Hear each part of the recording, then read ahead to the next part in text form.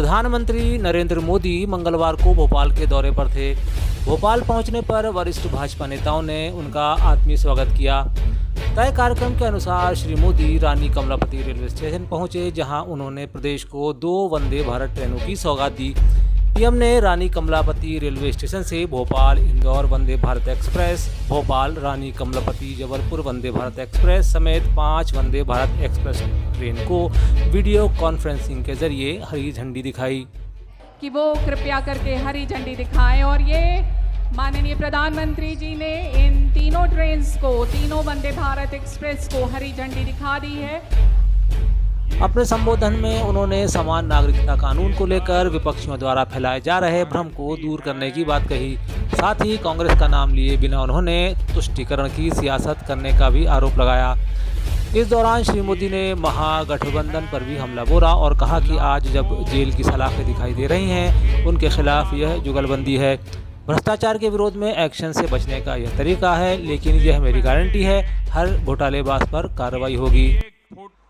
ये सारे लोग, ये दल गारंटी है भ्रष्टाचार की।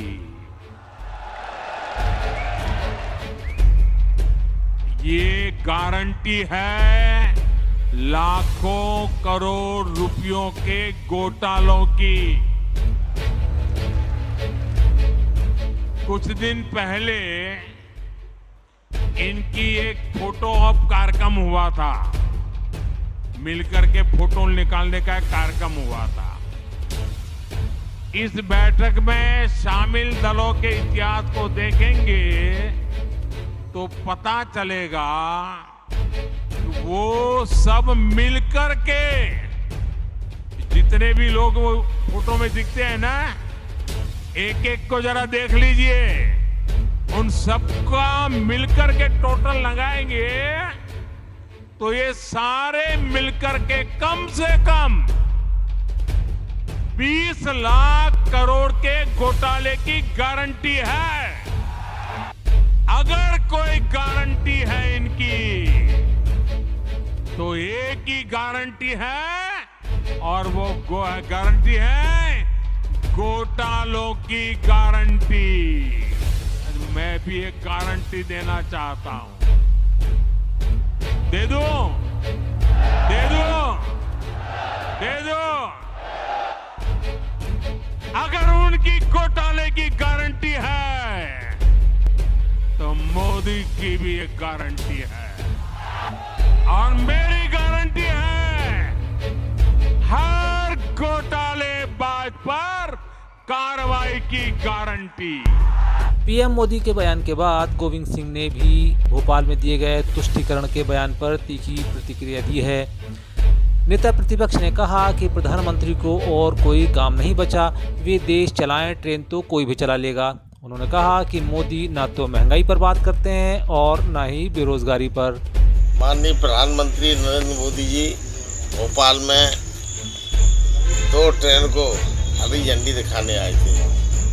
भारत के प्रधानमंत्री मोदी जी ने, अब उनके पास कोई काम नहीं बचा देश के लिए, बेरोजगारी के लिए, किसानों की समस्याओं निदान के लिए। महंगाई कम नहीं कर रहे और कह रहे पूरे विश्व में महंगाई है, पाकिस्तान में महंगाई है, और कहते हैं तुष्टीकरण की रीत कांग्रेस कर रही है, हिंदू मुस्लिम कांग्रेस कर रही है। मैं कहना चाहता हूँ मोदी जी से, हिंदू मुस्लिम की आप बार बार बात करते हो, जगह जगह आप कहीं राम मंदिर, कहीं महाकाल, कहीं कुछ करते हो, इस प्रकार का सांप्रदायिकता भड़काने का काम करते हो।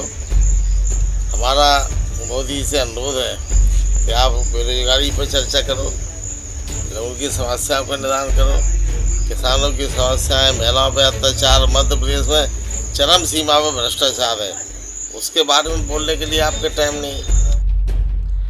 उधर पीएम मोदी के दौरे के बाद मुस्लिम विधायक आरिफ मसूद ने कहा कि प्रधानमंत्री गुमराह कर रहे हैं। समान कॉन्स्टिट्यूशन पर मसूद ने कहा कि देश के मुसलमान किसी का विरोध नहीं कर रहे, हमारा विरोध बाबा साहब के कानून को लेकर है, जिसमें संशोधन की मांग की जा रही है। भारत का हर नागरिक बाबा साहब के संविधान को मानता है। कॉन्स्टिट्यूशन बचाने का बात कर रहे हैं, प्रधानमंत्री गुमराह कर रहे हैं। वो अपना हताशा और निराशा जो है वो आज जाहिर हुई भोपाल में। प्रधानमंत्री जी ये बताएं कि फिर बाबा साहब जो थे वो ज्ञानी नहीं थे, नरेंद्र मोदी ज़्यादा ज्ञानी है? जी हमारा उनसे सवाल है कि उनको बताना चाहिए कि फिर ये ज़्यादा ज्ञानी है, वो बताएं। नहीं, ये पसमानदा की बात कर ही नहीं सकते कि उन्होंने पसमानदा को कुछ दिया ही नहीं। देश के पसमानदा को क्या दिया? और ये मुस्लिम्स की बात कर रहा है, हम कॉन्स्टिट्यूशन की बात कर रहे हैं, दोनों में बड़ा अंतर है। हम संविधान की बात कर रहे हैं, ये मुस्लिम की बात कर रहे हैं। मध्य प्रदेश के पूर्व मुख्यमंत्री दिग्विजय सिंह मंडला में भारत जोड़ो आंदोलन के आंचलिक सम्मेलन में सम्मिलित हुए। यहाँ उन्होंने कहा कि इसका मकसद केवल एक ही है कि नफरत छोड़ो, भारत जोड़ो। इसके साथ ही भोपाल में चल रहे पोस्टर वॉर पर उन्होंने कहा कि ये बड़ी गंदी हरकत है, हम इसे पसंद नहीं करते। प्रधानमंत्री नरेंद्र मोदी भोपाल से लौटते वक्त केंद्रीय मंत्री ज्योतिरादित्य सिंधिया को अपने साथ दिल्ली ले गए। पीएम मोदी के साथ रवाना होने के बाद राजनीतिक गलियारों में चर्चा भी तेज हो गई, क्योंकि यह कोई पहला मौका नहीं। इससे पहले महाकाल लोकार्पण करने उज्जैन पहुंचे मोदी सिंधिया को अपने साथ दिल्ली ले गए